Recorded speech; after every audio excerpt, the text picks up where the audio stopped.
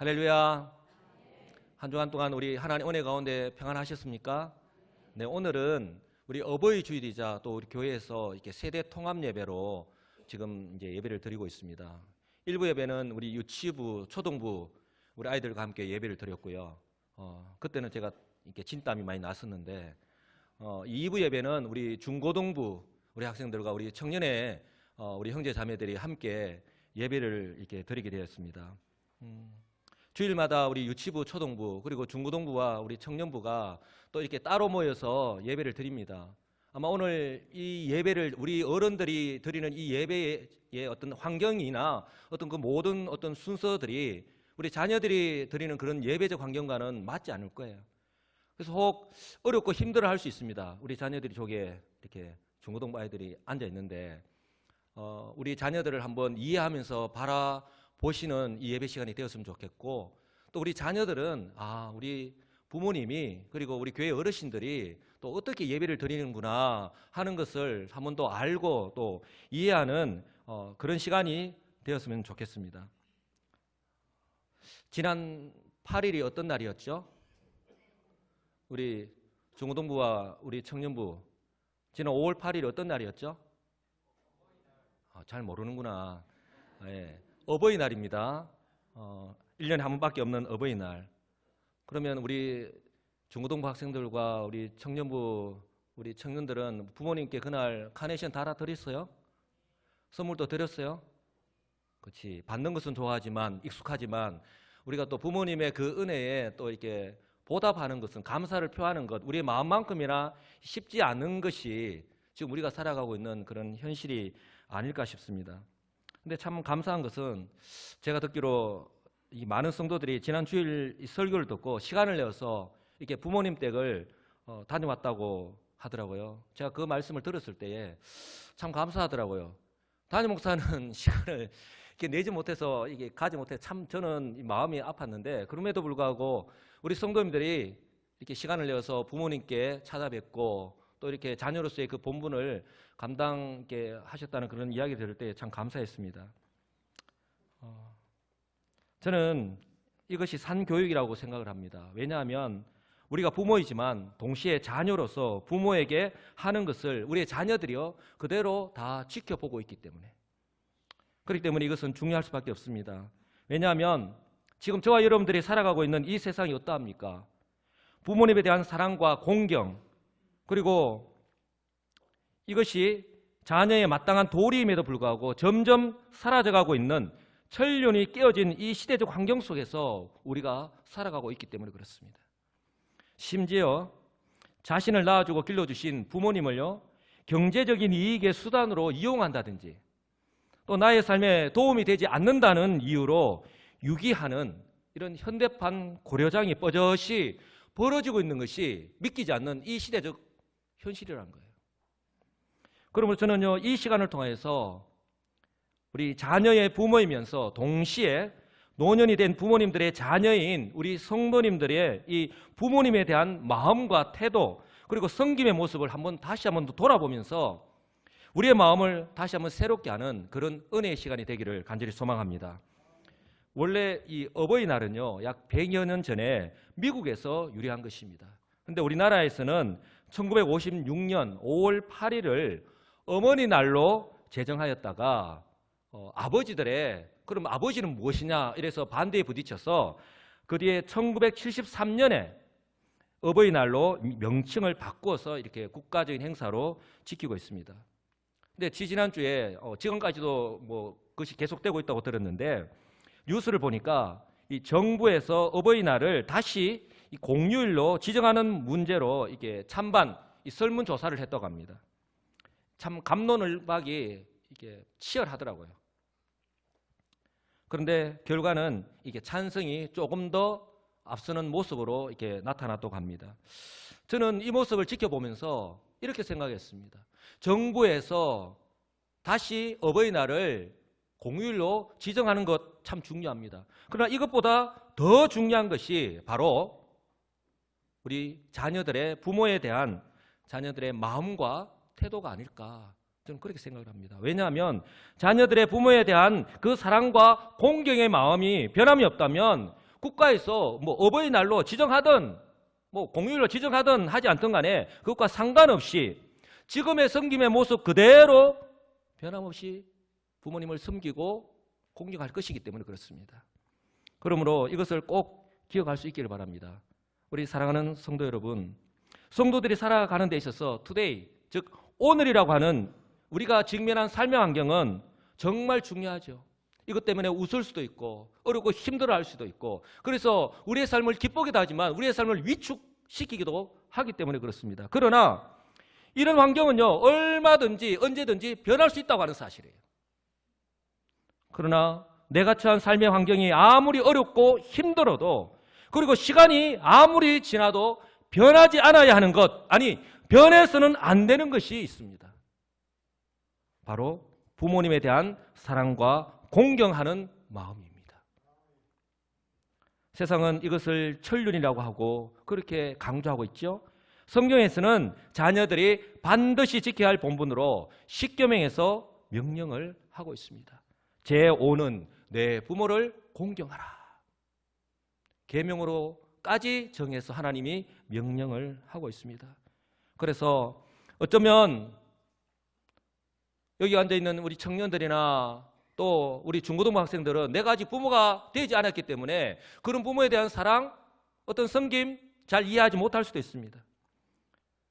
그러니 자녀의 입장에서 생각할 수밖에 없고 또 이에 따른 행위가 뒤따를 수밖에 없지만, 그러나 이런 성도들 역시 언젠가는 부모가 되기 때문에, 아니 지금 많은 이 자리에 앉아있는 우리 성도님들이 부모이기 때문에 부모의 입장에서 부모님의 마음은 어떠할지를 이해하고 헤아리는 그런 말과 행동을 하는 것이 그 무엇보다도 중요하다고 하는 사실입니다. 여러분, 어머니의 마음이라고 하는 그 노래 잘 아시죠? 모르십니까? 어머니의 마음.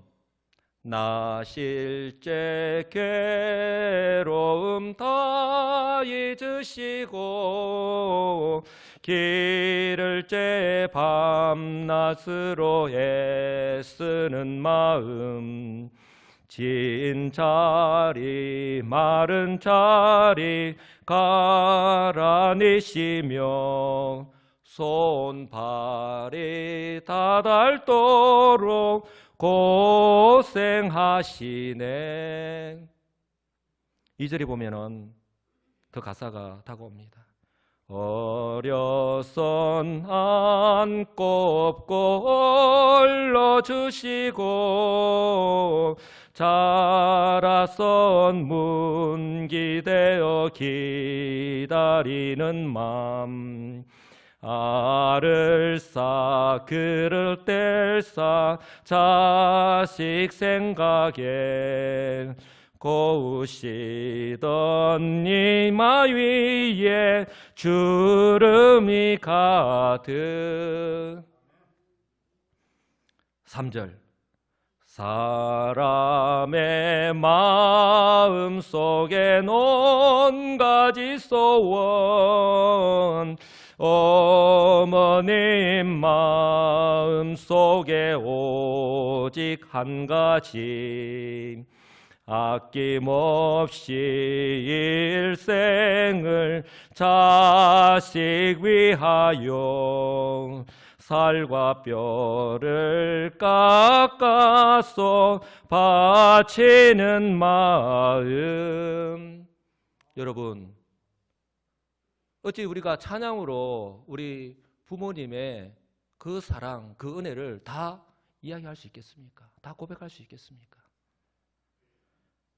이 노래 가사에서 우리가 알 수 있듯이 부모님은 우리 자녀들을 위해서 추우나 더우나 모든 괴로움을 무릅쓰고 우리를 길러주시는 분이십니다.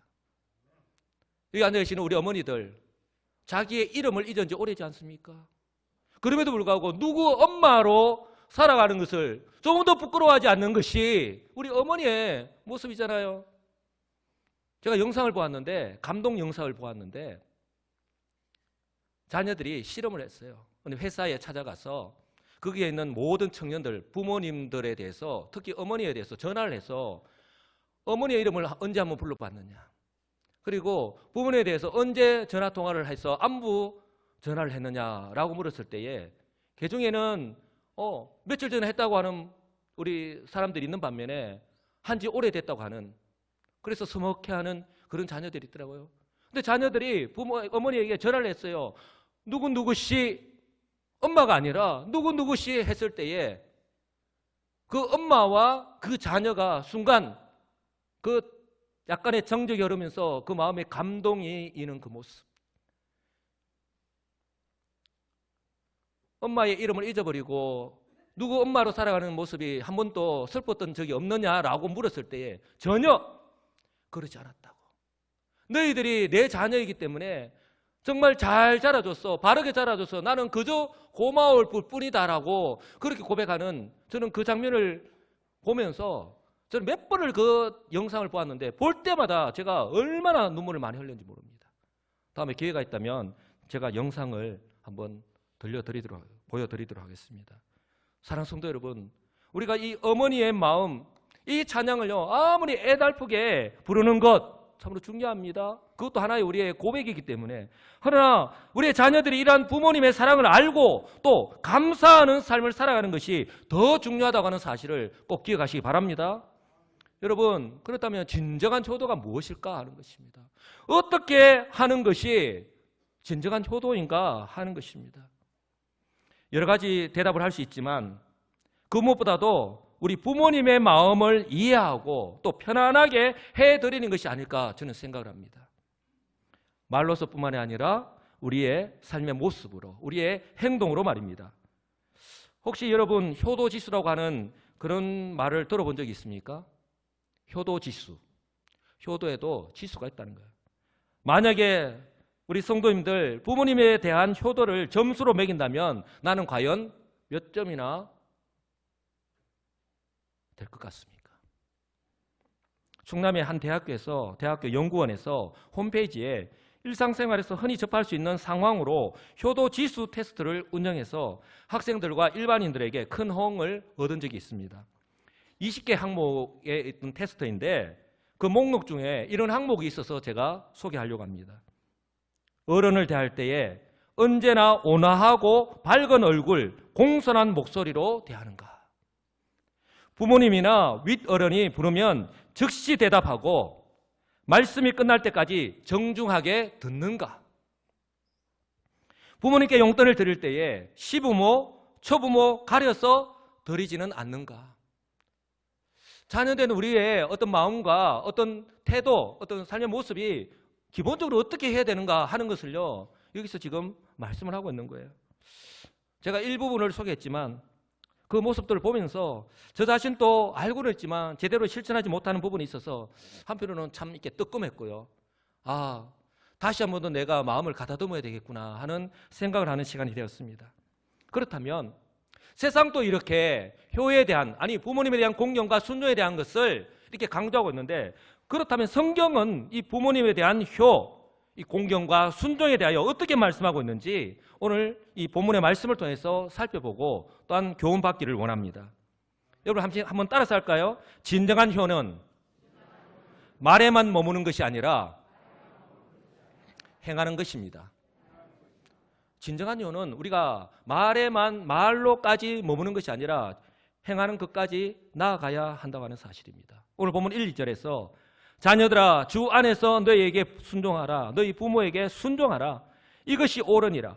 내 아버지와 어머니를 공경하라, 이것은 약속이 있는 첫 계명이다 라고 말씀을 합니다. 약속이 있는 첫 계명이다 라고 말씀을 하는데 그럼 어떤 약속을 말하는 것입니까? 이것은 구약으로 우리가 돌아가 볼 때에 하나님께서 택한 백성, 민족, 이 이스라엘 민족을요 애굽에서 구원하고 난 뒤에 시나산에서 언약을 맺었습니다. 나는 너희의 하나님이 되고 너희는 내 백성이 될 것이다. 그러므로 이제 너희는 이 세상과 다른 삶을, 즉 구별된 삶을 살아가야 한다라고 하면서 그들에게 십계명을 주었습니다. 너희들은 이제는 이렇게 살아가야 된다. 선택에 그렇게 살아도 되고 살아지 않아도 되는 것이 아니라 반드시 그렇게 살아야 된다고 하는 명령을 그 이스라엘 백성들에게 명령하셨다는 거예요.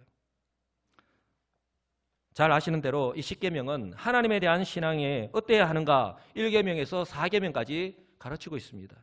그리고 난 뒤에 사람에 대한 이 관련된 계명을 주셨는데 5계명에서 10계명이죠. 바로 그 첫째가 바로 우리 부모님에 대한 공경이라는 거예요. 제5는 내 부모를 공경하라. 출애굽기 20장 12절을 보시면 내 부모를 공경하라. 그리하면 너희 하나님 나 여호와가 내게 준 땅에서 내 생명이 길리라 라고 분명히 말씀을 하고 있습니다. 성경은, 하나님은 오늘 우리가 여기까지 있게 한 우리 부모님을 말로서만이 아니라 공경하라고 계명으로까지 우리에게 말씀을 하고 있습니다. 그러나 이 말씀을 우리가 너무나도 잘 알고 있고요. 그러나 이렇게 살아가야 되는 것 또한 우리가 너무나도 잘 알고 있는데, 그러나 우리가 살아가는 이 시대적 환경, 아니 우리의 삶의 모습은 어떠하냐는 거예요. 이런 성경의 가르침과는 상반된 시대적 환경 속에서 우리가 살아가고 있잖아요. 그리스도 안에서 거듭난 영적인 이스라엘로 저와 여러분들이 살아가고 있습니다. 그러므로 이 말씀은요, 저와 여러분들에게 주신 하나님의 명령임을 기억하면서 이대로 순종하며 살아가는 책임과 의무가 있다라고 하는 것을 꼭 기억하시고 이대로 순종하며 살아가시는 우리 성도님 되시기를 주님의 이름으로 축복합니다. 하나님께서 왜 부모에 대한 효를요, 사람에 대한 계명 중에서 가장 우선적으로 말씀하셨을까 하는 것입니다. 이것은 모든 인간관계보다 우선하고 또한 인간관계의 가장 기본이 되며 그 어떤 관계보다도 중요하기 때문임을 오늘 이 말씀을 듣는 저와 여러분들이 꼭 기억하시는 저와 여러분들 되시기를 주님의 이름으로 축복합니다. 그러나 오늘 저와 여러분들의 삶의 모습을 돌아보면 어떻습니까? 많은 성도들이요, 자신이 처한 현실적인 이유 때문에 효에 대해서 잘못된 인식을 하고 있다고 하는 사실이에요. 성경의 가르침을 오용하고 있다고 하는 거예요. 혹시 우리 가운데에 하나님을 섬긴다는 명목하에 너무 바쁘기 때문에, 너무 시간이 없어서, 너무 일이 많아서 부모에 대한 효도를요 가볍게 생각하는 성도들은 없느냐 하는 것입니다. 오늘 본문에서도 분명히 너희 부모를 주 안에서 순종하라고 말씀을 합니다. 너희 부모를 주 안에서 순종하라. 이것은요, 주님의 뜻 안에서 부모님께 효도하라는 의미입니다. 즉 부모님을 섬기는 것의 우선성과 중요성은요, 하나님께서 계명으로 정하셔서 명령하실 정도로 자녀의 마땅한 본분임을 강조하고 있는 것입니다. 그래서 사도 바울은 골로새서에서 이렇게 말씀합니다. 자녀들아, 모든 일에 부모님께 순종하라. 이는 주 안에서 기쁘게 하는 것이니라. 사랑하는 성도 여러분, 모든 일에 부모님께 순종하시는 우리 성도님 되시기를 주님의 이름으로 축복합니다. 왜요? 성경의 가르침, 명령일 뿐만 아니라 이렇게 할 때에 우리 주님 기뻐하시고 주님을 기쁘시게 하는 뿐만 아니라 그러한 모습을 지켜보는 부모님이 기쁨이 되고 또한 부모님의 행복이 되기 때문에 그렇습니다. 여러분, 이것만을 꼭 기억할 수 있기를 바랍니다. 하나님을 잘 섬기는 성도가 살아계신 부모님을 제대로 섬기지 못한다? 그것은 하나님의 말씀과 뜻을 제대로 알지도 못하고 이해하지도 못하는 성도라고 하는 사실을 꼭 기억하시기 바랍니다. 아울러 성도가 부모에 대한 효를 제대로 실천하지 않으면서 보이지 않는 하나님께 충성한다? 이것은 거짓이라고 하는 사실입니다.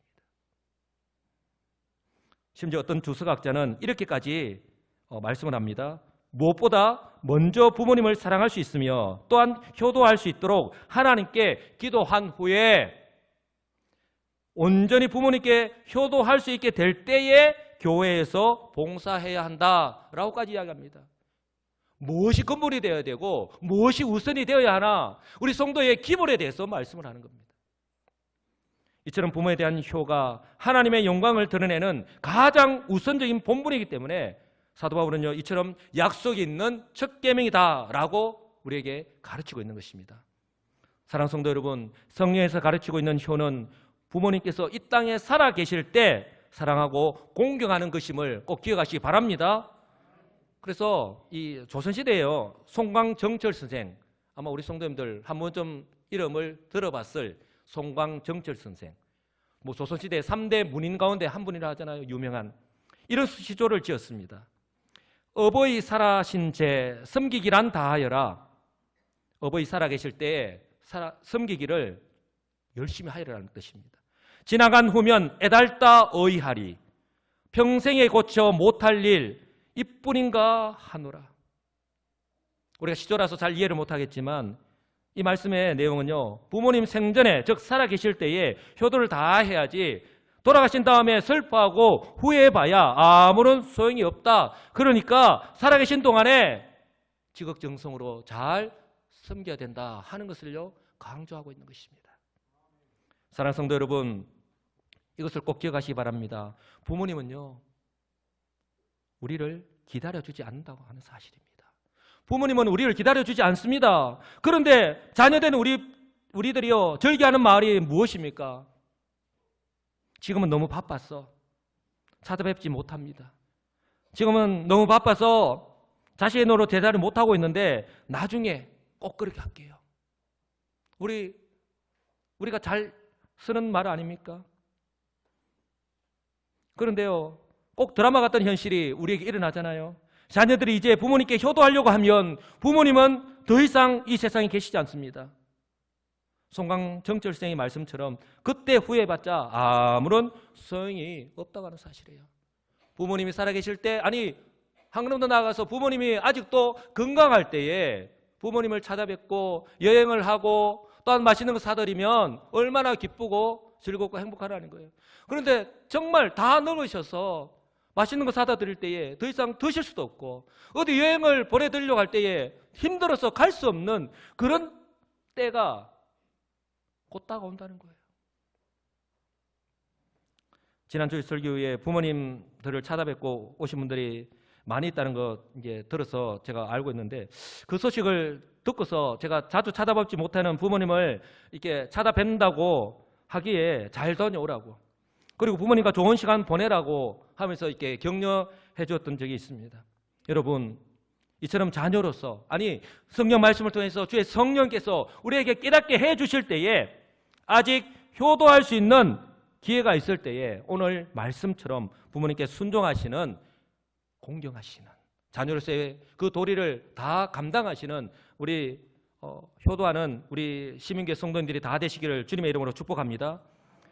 그런데 놀랍게도 이 성경은요 이처럼 효가, 부모에 대한 공경과 순종이 자녀의 마땅한 본분인데 그럼에도 불구하고 하나님의 복이 있다고 성경은 우리에게 말씀합니다. 3절 우리 다 같이 한번 읽어보겠습니다.